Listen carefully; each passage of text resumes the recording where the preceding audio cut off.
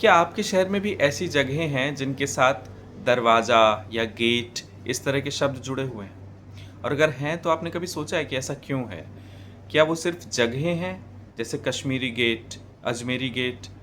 हम तो आज समझते हैं कि ये सिर्फ़ जगहों के नाम हैं, लेकिन नहीं, इन नामों के साथ एक हिस्ट्री जुड़ी है और उस हिस्ट्री में सच में वहाँ पर गेट थे।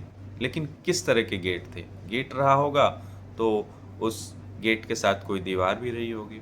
तो मैं ख़ास तौर से अगर दिल्ली की बात करूँ तो जो पुरानी दिल्ली का एरिया था, वो किसी समय में लगभग 8 किलोमीटर लंबी दीवारों से घिरा हुआ था और उस दीवार के बीच में अलग-अलग दिशाओं में खुलने वाले गेट थे।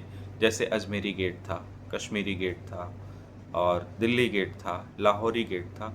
और मज़े की बात है कि इन गेट्स के जो द्वार थे, वो उसी दिशा में खुलते थे, जिधर वो स्थान है। जैसे अजमेरी गेट जिधर खुलता था, उधर से अजमेर का रास्ता जाता था। कश्मीरी गेट जिधर खुलता था, उधर से कश्मीर का रास्ता जाता था।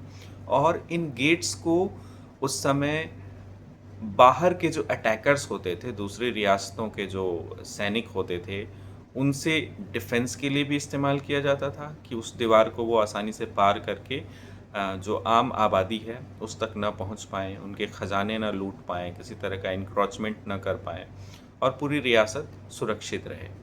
तो इस तरह के जो वॉल्ड और गेटेड जो राज्य थे वो बहुत सारी जगहों पर थे। हैदराबाद, जयपुर, अहमदाबाद, लखनऊ, इन सब में थे। तो इन सब जगहों पर कुछ न कुछ इस तरह के गेट बने हुए हैं।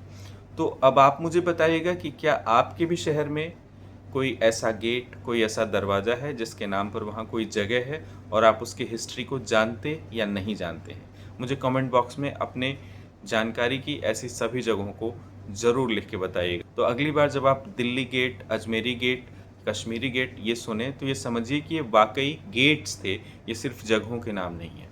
और ये वीडियो आपको कैसी लगी, ये भी मुझे बताइएगा, इसे औरों तक शेयर करिएगा। धन्यवाद।